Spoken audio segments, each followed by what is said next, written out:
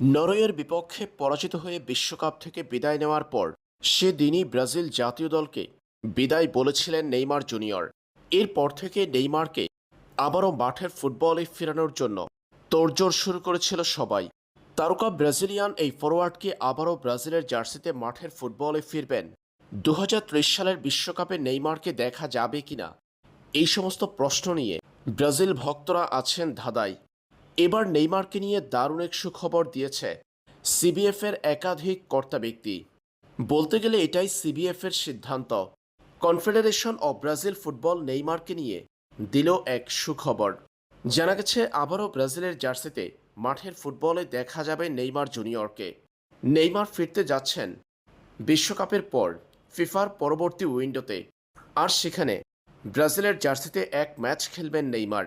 সেই ম্যাচের মধ্য দিয়ে নেইমার জুনিয়রকে বিদায় জানাবে ব্রাজিল ফুটবল।